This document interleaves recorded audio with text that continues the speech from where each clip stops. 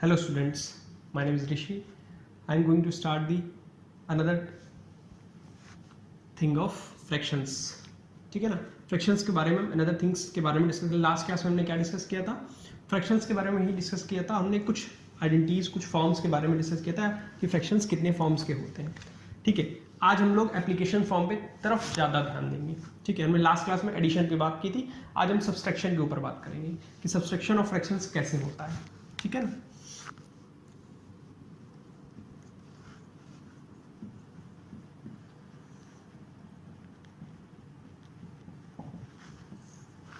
ठीक है। अब सब्सट्रैक्शन के ऊपर बात हो रही है तो ध्यान देने वाली बात यह है कि जैसे कि कहीं दिया हो 1/2 माइनस 1/3। ठीक है, अब 2 और 3 बहुत सिंपल वो हैं, इनका मैं बैलेंस कैसे करूंगा? दीज आर अनलाइक टर्म्स, इनको लाइक टर्म्स से लेके आऊंगा। मैंने लास्ट क्लास में बताया था कि 3 का मल्टीप्लाई ऊपर नीचे 3 कैसे मल्टीप्लाई होगा 6 माइनस 2 का मल्टीप्लाई इसमें न्यूमरेटर डिनोमिनेटर में 2/6 क्या हो गया? एलसीएम 6। बेसिकली दोनों पावर सेम है तो 3 - 2 दिस इज 1/6 एक मेथड। दूसरा मेथड 2 और 3 का एलसीएम क्या होगा? मैंने लास्ट क्लास में बताया था 2 3 का 2 से लिया 1, 3 से जाएगा नहीं 2 तो क्या 3 एज इट इज लिख लिया, 3 से गया 1 1 तो 2 × 3 कितना हुआ? 2 × 3 दिस इज 6। तो क्या हुआ? हमने इस तरीके से दूसरे मेथड से किया, एलसीएम क्या आया? This is 6। ये फर्स्ट मेथड था, ये अनदर दूसरा मेथड। 6 2 3 = 6 3 आया, 2 3 = 6 3 आया, 3 से 1 गया 3 माइनस 3 2 = 6 2 आया, 2 से 1 गया 2 तो क्या आया? 1/6। कितना आया? 1/6। नोट कर लीजिए।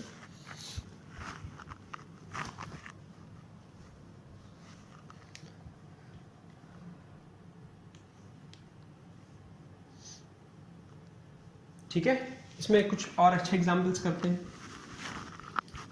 जैसे कि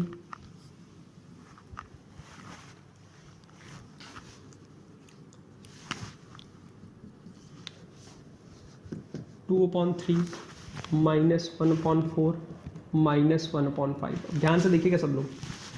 3 4 5 इनके एलसीएम्स लेंगे। क्या लेंगे एलसीएम्स? कैसे होंगे? 3 4 5। सबसे छोटा टर्म जो डिविजिबल से होगा 2 से, पहले 2 से स्टार्ट करते हैं। 2 से क्या हुआ? 3 जाएगा? नहीं जाएगा। 3 लिख लिया। 2 से जाएगा 4 जाएगा, 2 × 5 जाएगा? नहीं जाएगा।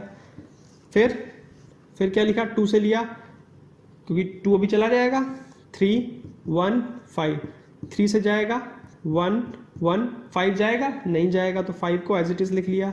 फिर 5 को लिखा 1 1 1 तो एलसीएम क्या मिल के आया? 2 × 2 3 × 5। 2 जितने टर्म आते हैं वो सब लिख लेते हैं मल्टीप्लाई में। 2 × 2 4 4 3 = 12 12 × 5 60। कितना आया? 60। 5 3 = 15 15 × 2 30 30 × 60। एलसीएम क्या आया? 60। LCM is 60। क्या आया? अब देखिए 3 से गया 60 कितने टाइम्स जाएगा? 3 से टेबल पढ़ते हैं, 30 10 होता है तो उसका डबल 20 कितने टाइम्स गया? 20 टाइम्स। 20 जो आया वो मल्टीप्लाई किस में होगा? 2 में। कितना हो गया? 40 माइनस 4 से गया 15 टाइम्स जाएगा, 15 × 1 कितना हुआ? 15। 5 से गया 12 टाइम्स, 12 × 1 ये हो गया। क्या आया? 40 माइनस 27/60 ये कितना आया? 13/60। कितना आया? 13/60। नोट कर लीजिए।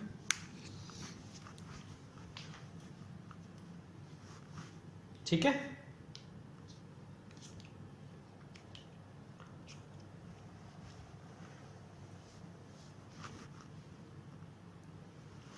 चलिए अब आज हम कुछ आगे मल्टीप्लिकेशंस की तरफ भी बढ़ते हैं।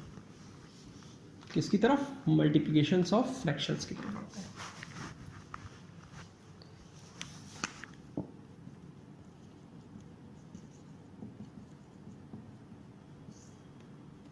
मल्टीप्लिकेशंस ऑफ फ्रैक्शंस की तरफ बढ़ते हैं। मल्टीप्लिकेशंस ऑफ फ्रैक्शंस पे क्या होता है? होता ये है कि आपको क्या करना होता है मल्टीप्लिकेशंस ऑफ फ्रैक्शंस में? जैसे कोई टर्म दे रखा होगा a upon b into c upon d, दोनों फ्रैक्शन है।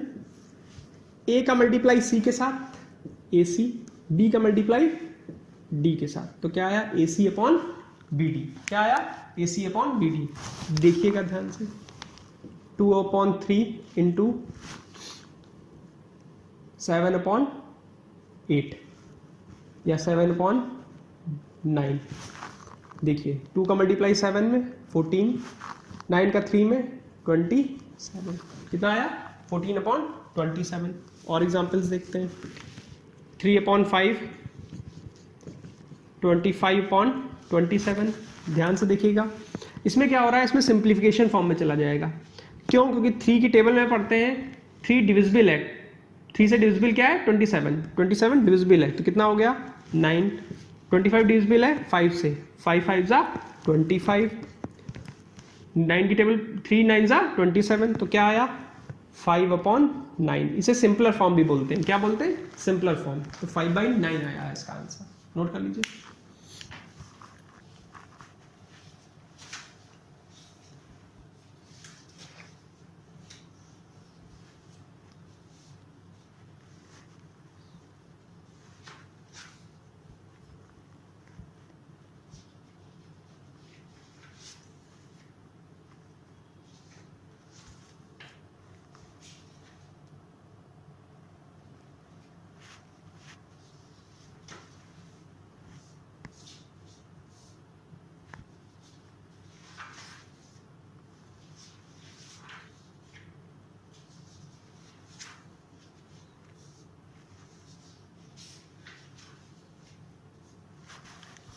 ठीक है, आगे और एग्जांपल्स कर लेते हैं कुछ।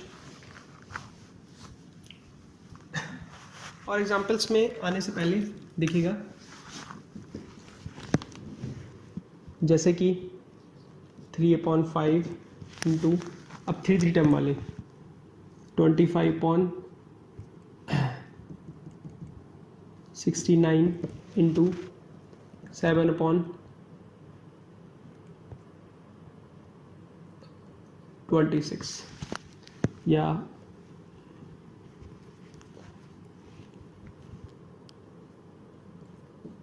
23/5।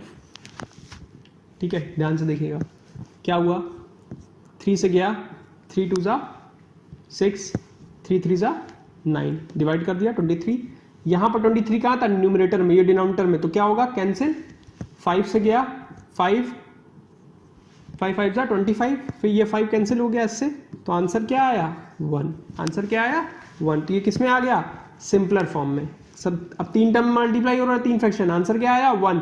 कैसे, सब कैलकुलेशन से कैंसिल हो गया।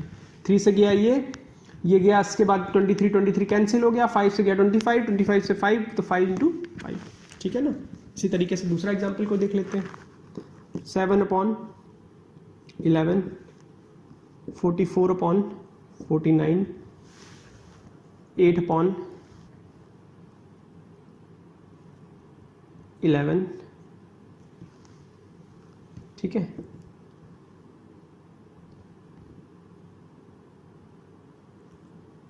(14/27) देख लेते हैं।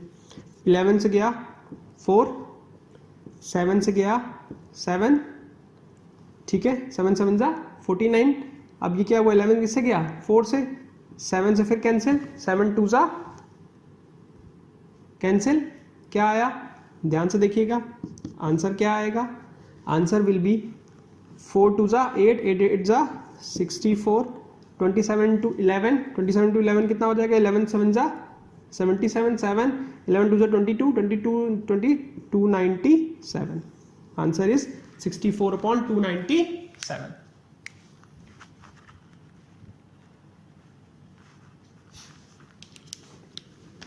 ये 297 नहीं आएगा, 11 में 270 हुआ, कितना आएगा 27 270 20 297, कितना आया 297।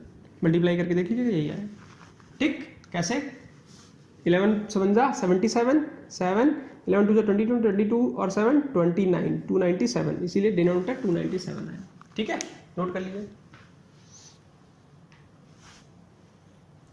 ठीक है, अब आगे बात बढ़ते हैं डिवीजन की तरफ, डिवीजन ऑफ फ्रैक्शंस।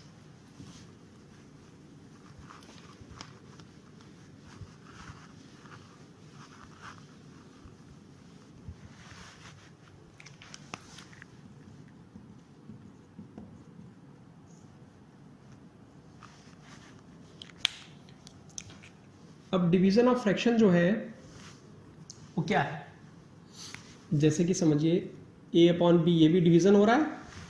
अब अगर इसी को मैं ऐसे थोड़ा और बड़े फॉर्म में लिख दूं, मतलब कैसे कि इसको मैं इसी का एग्जाम्पल एक दूसरा दे दूं, जैसे कि ध्यान से देखना, अब ये क्या था, दो रेशनल नंबर, दो होल नंबर इसको डिवाइड हो रहे हैं, ठीक है ना, दो इंटीजर्स डिवाइड हो रहे हैं, कि ये डिवीजन ही तो है।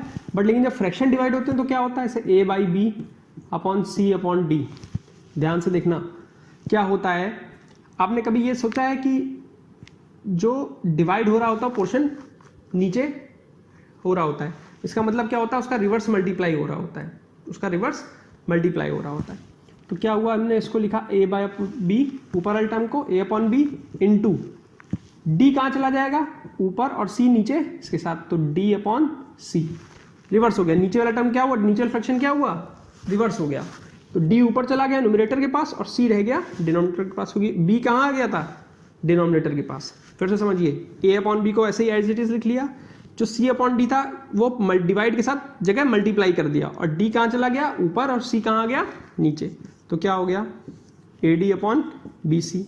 बट अभी मल्टीप्लिकेशन में क्या हो रहा था, ac अपॉन बी डी हो रहा था, यहाँ क्या हो गया ad upon b c, cross reverse हो गया, रिवर्स हो गया। तो जब डिवाइड हुआ तो d ऊपर चला गया और c नीचे आ गया, ठीक है ना, ये बात समझ लीजिए। इसका एक एग्जाम्पल देखते हैं, ठीक है।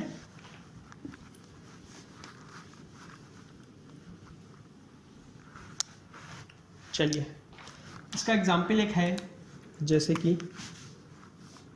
3/7,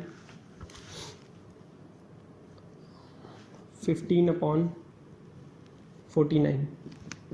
ध्यान से देखिएगा क्या हुआ, 3/7 इंटू 49 ऊपर चला गया और 15 नीचे रह गया, तो क्या हुआ 3 5 जा 15, 5 7 से गया 7, क्या आया 7 से कैंसिल हुआ 49, 7 की टेबल पढ़िए, 7 7 जा 49।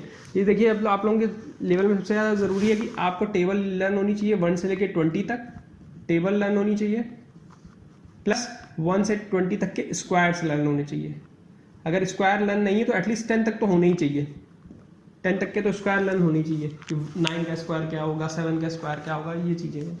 1 से 20 तक की टेबल जरूर लर्न करिए, ठीक है ना, वो इंपॉर्टेंट है आप लोगों के लिए, ठीक है। तो क्या हुआ 7 7 जा 49, 7 से कैंसिल, 3 5 जा 15, तो क्या आया 7/5, आंसर इज 7/5, ठीक है।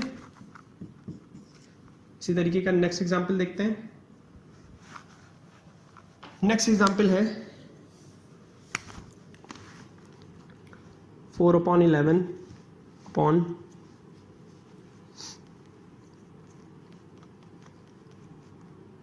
48। देखिएगा मैंने क्या किया, 4/11 इंटू 48 नीचे ही रहेगा क्योंकि इसके नीचे कुछ है ही नहीं, 1 है, क्या है 1 है, तो 1 ऊपर जाएगा तब भी क्या होगा 1/48। नहीं होता तो आपको लिखना अगर हो तो आप ऐसे लिख सकते हो 48/1, तो 1 कहाँ चला गया ऊपर, 1/48 हो गया, ये याद रहेगा, ठीक। अब देखिए 4 से गया 12, 12 की टेबल पढ़िए, 12 2 24, 36, 48, कितना है 12 टाइम्स, कितना आएगा 1/, बताइए 132 आएगा, 132। टेबल पढ़िए पूरी, 12 की इंटू 10 कितना हुआ 120, 1 टाइम्स 12 ऐड कर दिया 132, मल्टीप्लाई भी कर सकते हैं, आंसर 130, 1/132 आएगा, नोट कर लीजिए।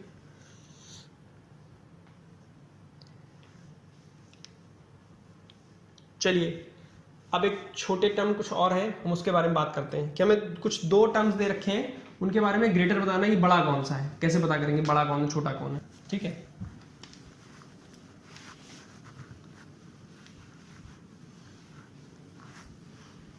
हमें ये डिसाइड करना है ग्रेटर फ्रैक्शन कौन सा है और स्मॉल फ्रैक्शन कौन सा है।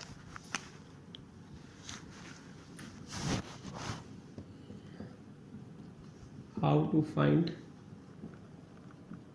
Greater fraction. जब ग्रेटर फ्रैक्शन फाइंड कर रहे हैं तो ग्रेटर फ्रैक्शन में किस तरीके से कर रहे हैं, हम ग्रेटर फ्रैक्शन को चेक कर रहे हैं, ठीक है ना। ग्रेटर फ्रैक्शन में हम चेक करेंगे कि किस तरीके से नंबर आएगा, ठीक है ना। ग्रेटर फ्रैक्शन को हमें देखना पड़ेगा कि दो नंबर है कोई दे रखे हैं, ठीक है ना, जैसे कि 3/5 हो एंड 11/15 है, ठीक है ना। दो नंबर है। अब इन दोनों नंबर में हमें ये चेक करना है कि दोनों में से बड़ा कौन है। तो मैंने पहले भी आप लोगों से कहा कि हम लोग क्या करेंगे, एलसीएम लेंगे। क्या करेंगे, एलसीएम लेंगे उस चीज को। एलसीएम के फॉर्म पहले हम एलसीएम चेक करेंगे। अब देखो ये 15 है, ये 5 है, इसको 15 बनाना है तो क्या करेंगे हम लोग, 3 और 5 15 बनाने के लिए क्या करना पड़ेगा, सिर्फ नॉर्मल करना पड़ेगा। कैसे, हमने क्या किया, 5 की टेबल पढ़ी है 15 तक, क्या होगा 5 3 ज़ा 15, 5 3 ज़ा 15। अब ऊपर नीचे हमने क्या किया, बैलेंस कर दिया, या हम एलसीएम ले लें या हम बैलेंस कर लें। कैसे, हमें इसको 15 बनाने के लिए क्या करना पड़ेगा, 3 का मल्टीप्लाई, और इसको भी ऊपर 3 का मल्टीप्लाई कर देंगे तो क्या आएगा, 3 इंटू 3, 5 इंटू 3 कितना हो गया, 9/5 इंटू 3 कितना हुआ 15। अब ये क्या था 11/15, ठीक है ना, बात क्लियर है। हमने इसको 15 बनाने के लिए क्या किया, 3 का मल्टीप्लाई, तो बैलेंस करने के लिए ऊपर भी 3 का मल्टीप्लाई कर दिया, क्या हो गया 15, 9/15, 11/15। बड़ा कौन सा हुआ इन दोनों में, डिनोमिनेटर सेम हो गए, न्यूमरेटर किसका बड़ा है, इसका, इधर वाले का, तो ये बड़ा हो गया 11/15, ठीक है, नोट कर लीजिए।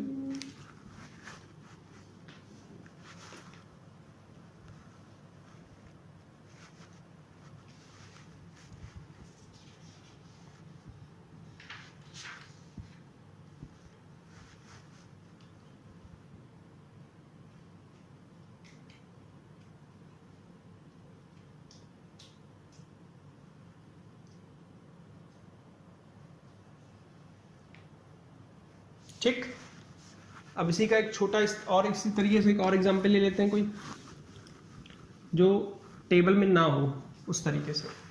कैसे,